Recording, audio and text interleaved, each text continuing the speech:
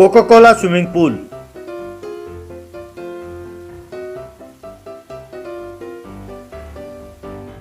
मार्कापुर नाम का एक गांव था। उस गांव में एक स्विमिंग पूल था। उस स्विमिंग पूल का मालिक था परमेश। वहाँ बहुत सारे बच्चे और बड़े तैराकी करते थे। उस स्विमिंग पूल में लाला नाम का व्यक्ति कोच का काम करता था।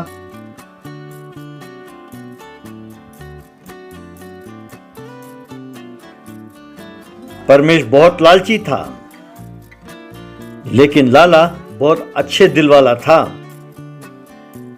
एक बार एक लड़के ने तैराकी करने के बाद सारे शरीर को खुजाने लगा। उसकी माँ परमेश से, परमेश जी, आप स्विमिंग पूल को ठीक से मेंटेन नहीं कर रहे हैं। कई दिनों से पूल का पानी नहीं बदला, ऐसे कैसे चलेगा? अब देखिए, मेरे बेटे के शरीर में एलर्जी हो गई है। ये आपने क्या कह दिया मैडम? हम हर दूसरे दिन पानी बदलते हैं, हम सारे एहतियात बरतते हैं। लगता है आपके बेटे को एलर्जी स्कूल में कहीं हो गया होगा। क्यों लाला, क्या कहते हो? तब लाला हड़बड़ा कर, हाँ मैडम साहब बिल्कुल ठीक कह रहे हैं। उस औरत के जाने के बाद लाला, साहब ये बहुत गलत है। हमने यदि पूल को ऐसा ही रखा तो लोग बीमार नहीं होंगे तो और क्या होगा? मेरी बात मानिए, पूल को साफ करते हैं और पानी को बदल देते हैं।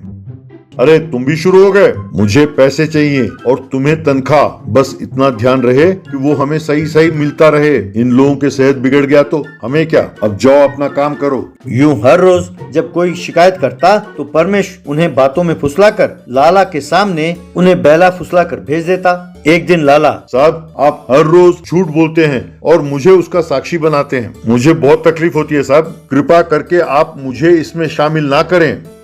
अरे तुम भी ऐसे बात कर रहे हो जैसे तुम सत्य हरिश्चंद्र हो। यहाँ जो लोग आते हैं तुम्हारे भरोसे आते हैं, इसीलिए तुमसे कहलवा रहा हूँ। मुझे माफ कीजिए मालिक, आइंदा मैं इन चक्करों में नहीं पड़ूंगा। आप मुझे तनख्वाह इस बात की देते हैं कि यहाँ आने वालों को मैं तैराकी सिखाऊं। आप अपना स्विमिंग पूल कैसे चलाते हैं इससे मुझे कोई लेना देना नहीं है। मैं चुप हूँ तो तुम ज्यादा उछल रहे हो। अरे तुम्हारी औकात क्या है? तुम्हें नौकरी देकर मैंने बहुत बड़ी गलती की। नहीं मालिक, आपके पास नौकरी करके मैंने ही बहुत बड़ी गलती की है। मैंने स्विमिंग कंपटीशन में गोल्ड मेडल जीता, लेकिन लोकल पॉलिटिक्स के वजह से मुझे कोई सरकारी नौकरी नहीं मिली। इसलिए मजबूर होकर मुझे आपके पास नौकरी करना पड़ा। तैराकी मेरी जान है। ज्यादातर लोगों को तैराकी सिखाना ही मेरा उद्देश्य है। अरे तू बहुत घमंडी हो गया है। मैं तुम्हें तुरंत नौकरी से निकालता हूँ। अब दफा हो जाओ यहाँ से, कमबख्त। कह के उसे धक्का दिया। यूं बेचारा लाला वहां से चला गया। बाद में वो ऑटो ट्रॉली ड्राइवर का काम करने लगा। वो हर रोज उस ट्रॉली में कोका कोला बोतलों को लेकर जाता था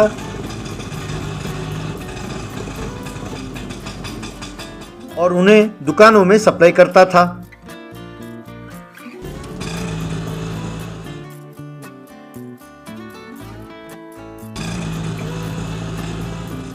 एक दिन उसने ऑटो को जंगल में रोका और आराम करने लगा। तभी एक बहुत बड़ा कोक टिन लुढ़कते हुए उसके पास पहुंचा।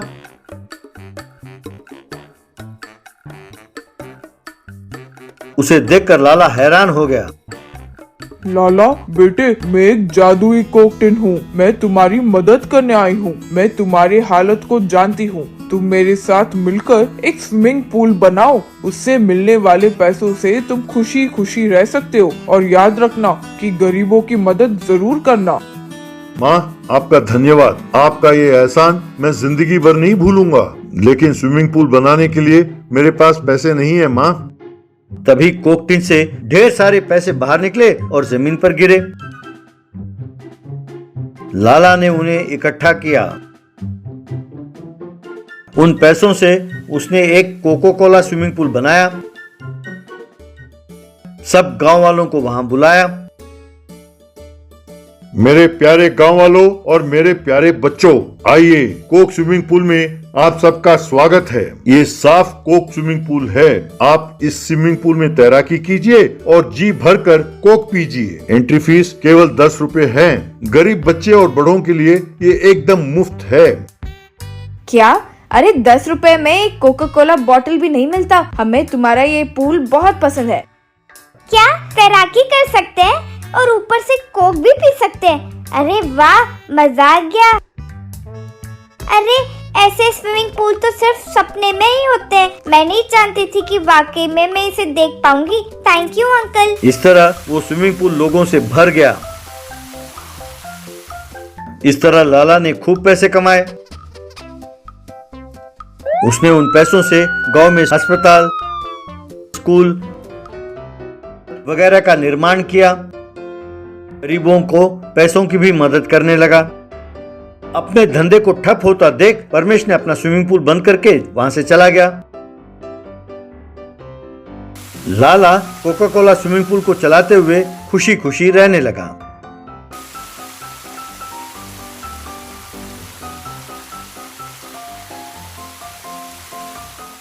Mini car race.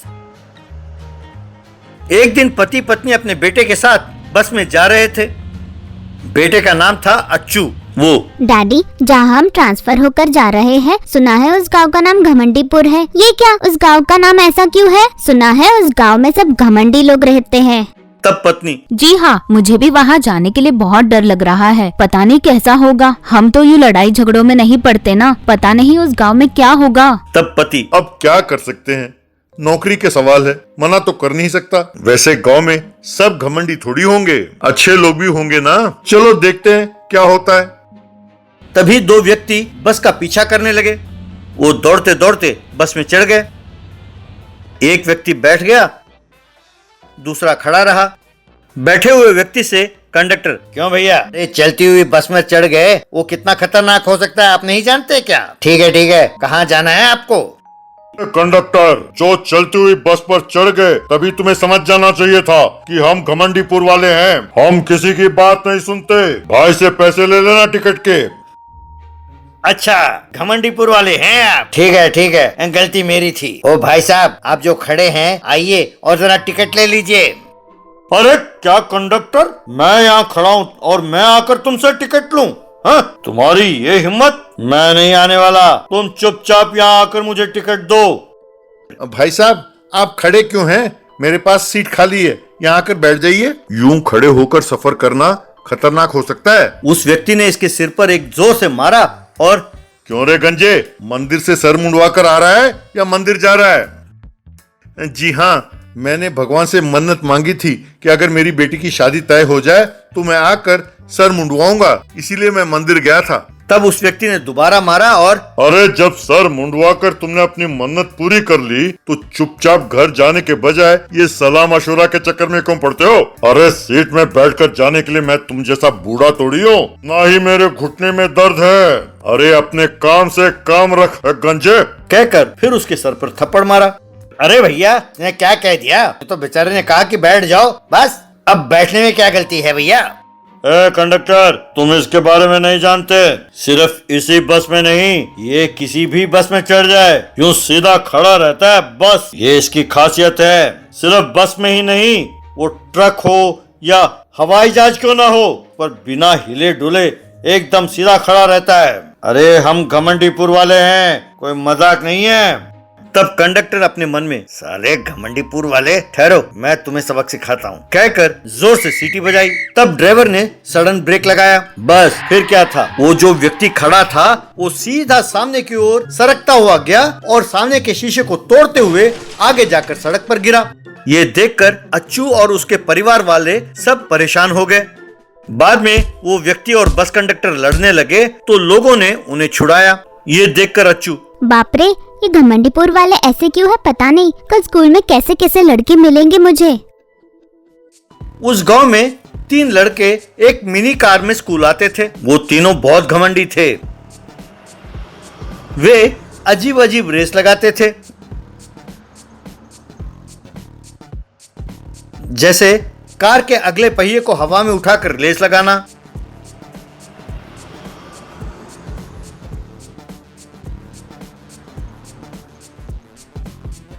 कार को एक ओर झुकाकर 2 पहियों में चलाना। ऐसे अजीब अजीब रेस लगाते थे। अगले दिन अच्छू भी मिनी कार में स्कूल पहुंचा।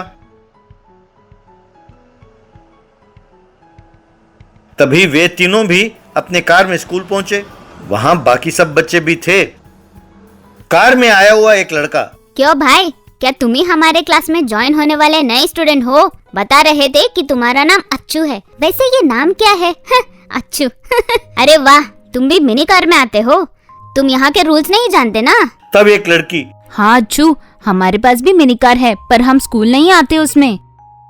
तब दूसरा लड़का, हाँ अच्छू, हमारे पास भी मिनी कार है पर हम स्कूल नहीं आ सकते उसमें, क्योंकि इन्होंने शर्त लगाया है कि जो भी उनसे जीतेगा वही मिनी कार में स्कूल आ सकता है, वरना नहीं।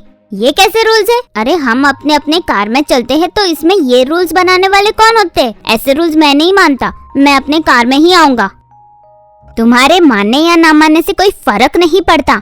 तुम भी हमसे मुकाबला करो और जीत कर दिखाओ, तब सिर्फ तुम ही नहीं दूसरों को भी हम कार में आने देंगे। क्यों, शर्त लगाने के लिए तैयार हो? तब अच्छू सोच में पड़ गया। क्यों सोच में पड़ गए? डर गए? और नहीं तो क्या, हमसे कौन पंगा लेगा? ठीक है, मुझे मंजूर है, पर इस बार शर्त क्या होगा ये मैं तुम्हें बताऊंगा। हमें अपने कार में बैठकर नहीं चलाना है, उसे कार के ऊपर खड़े होकर चलाना है। जो आखिर तक बिना गिरे चलाएगा वही विनर है। अगर तुमको मंजूर हो तो अगले हफ्ते ही रेस लगाएंगे। अरे वाह, ये तो बहुत बढ़िया वैरायटी है। तुम्हारा सोच बहुत बढ़िया है। चलो, मंजूर है। कहकर सब चले गए। अरे अच्छू, तुमने ऐसे शर्त क्यों लगाया? वैसे जानते हो ना, अगर कार में खड़े खड़े गिर गए तो कितना खतरनाक हो सकता है। ऐसी शर्त लगाने की जरूरत नहीं है। डियर फ्रेंड्स, मैंने सोचा था कि घमंडीपुर में सब घमंडी लोग ही होंगे, पर आप जैसे अच्छे दोस्त भी है, ये देखकर मुझे बहुत खुशी हुई। अगर आप लोगों को अपने अपने कार में स्कूल आना है तो मुझे ये शर्त जीतना ही होगा। मैंने हम सबके लिए ही ये शर्त लगाया है। ये शर्त को जीतने के लिए मेरे पास एक उपाय है। वो उस दिन अपने गांव में आए हुए बस में चढ़ा और टिकट लिया। बाद में जाकर खड़ा हो गया। वो बस में खड़ा होकर बस जैसे मर्जी जाता, वो बिना गिरे खड़ा रहा।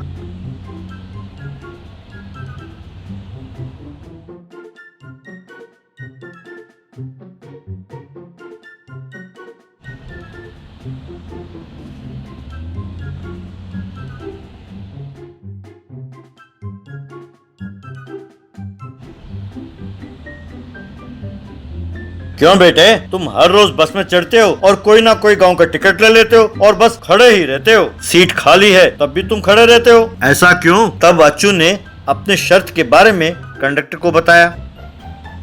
ये तो बहुत बढ़िया काम है बेटा, ऑल द बेस्ट। उन घमंडियों को सबक जरूर सिखाओ। यूं अच्छू बस में खड़े होकर बैलेंस करना प्रैक्टिस करने लगा। कंपटीशन वाले दिन प्रतियोगिता शुरू हुई। सब कार तेजी से जाने लगे। जो लड़के उन कारों में खड़े थे वो बिना गिरे बैलेंस करते हुए जा रहे थे। थोड़ी दूर जाने के बाद एक एक करके संतुलन बिगड़कर गिरने लगे। अच्छू जीत गया। ये देखकर वे तीनों लड़के मारे शर्म के सर झुकाकर खड़े हो गए। बाद में उनमें बदलाव आया और सबने मिलकर दोस्ती कर ली और खुशी खुशी रहने लगे।